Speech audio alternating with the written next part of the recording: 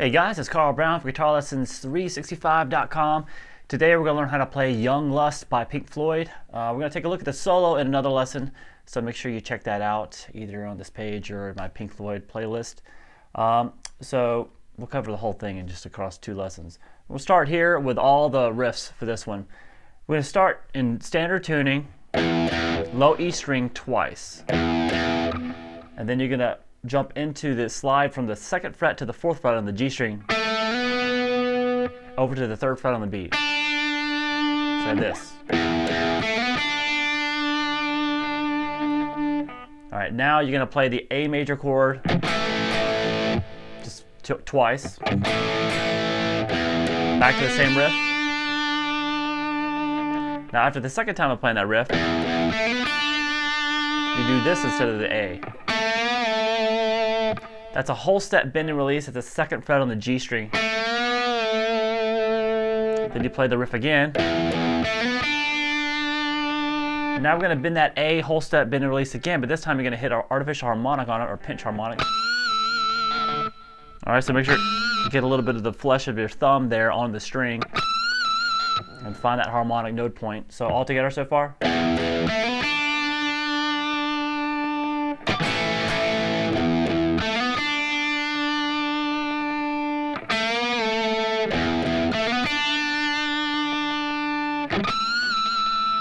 And then that riff again just to end it. Okay. Now we come to what's really kind of the pre-chorus of the song. What you're going to do is this power chord, you're going to slide into the on the bottom two strings. You're going to slide into the power chord of the 3rd fret. So it's the 3rd fret on the low E string, 5th fret on the A string. Sorry. So you can play that twice and then add the 6th above it, which is here at the 7th fret on the A string. So we have this.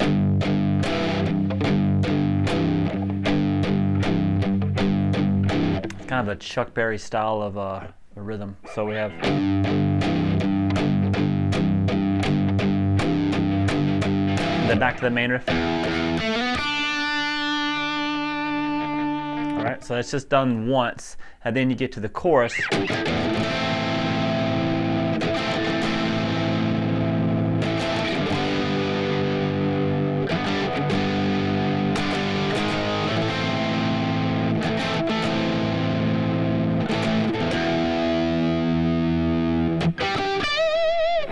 Alright, so the chorus is just an A minor bar chord, but you're just going to strum the bottom 4 strings.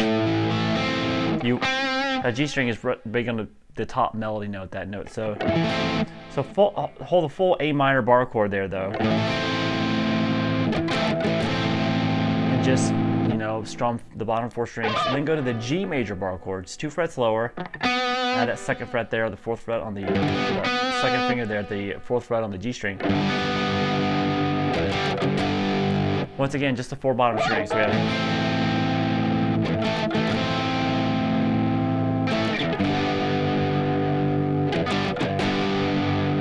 Alright, and then we're going to do a little lead up back to the A minor, which is pretty much you're just hitting the power chord notes, which is the bottom 3 strings. Hit that twice there, then move up to the 4th fret, and then back into that A minor.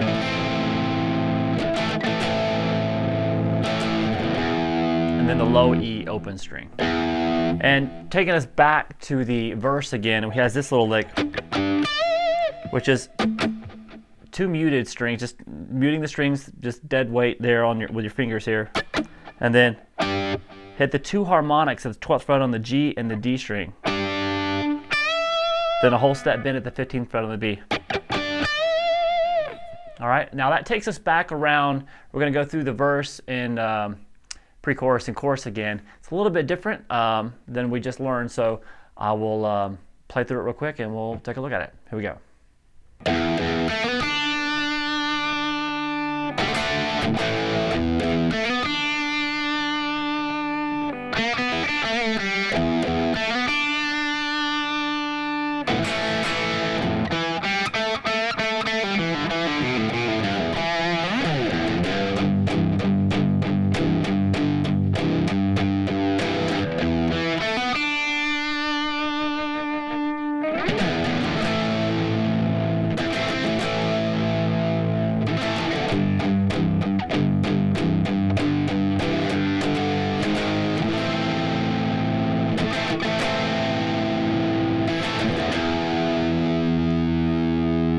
right, so from there we go into the chorus. So let's just take a look.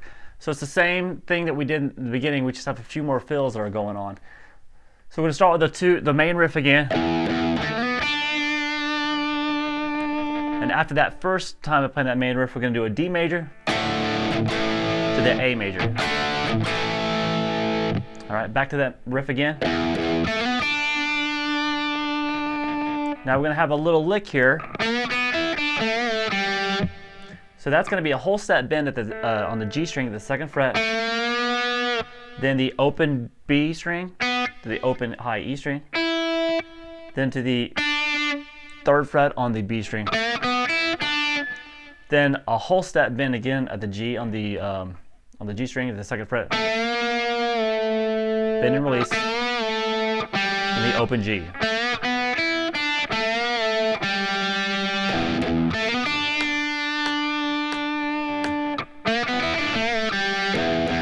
All right, now the third time after this riff. Now here, you're going to find a couple of times instead of hitting this low E string twice, he may go,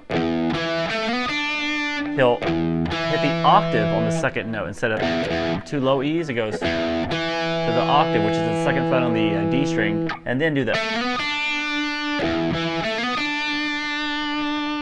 Then he's going to hit the 2 A's, and then we're going to have this ending.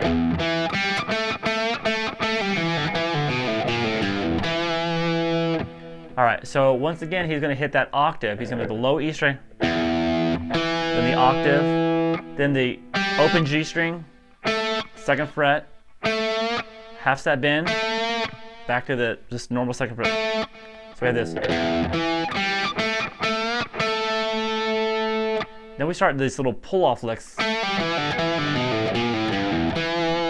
Now you're just pulling off to the open string each time. So you're going to pull off 2 to 0 on the G and 2 to 0 on the D. So that's the first group. Then you're going to start again another group of 2 pull-offs, starting here at the 2nd fret on the D, pulling off to open string, and then the 2nd fret on the A, pulling off to the open string. So far we have 2 groups. And then we're going to go back to the 1st fret here on the A string, pull that off to the open string, and then the 3rd fret on the low E string, pull off to the open. And you're going to end it with just the 2nd fret on the D. So we have basically 3 sets of pull-offs.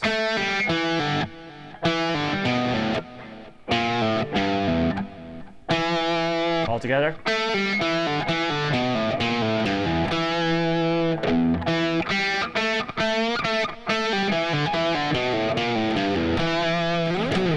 All right, back to that kind of pre-chorus thing. Or he may just do the octave version of that. All right, now the chorus this second time through is a little different too. We start the same way, but instead of going down to this G major chord and just holding it, he does that. So he's doing that little Chuck Berry rhythm on that G chord now.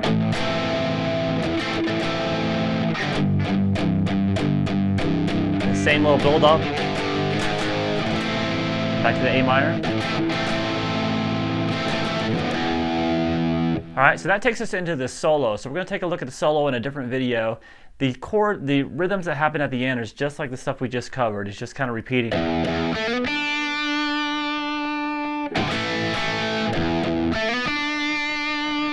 So it's just a lot more of that kind of thing while that whole phone call thing is happening.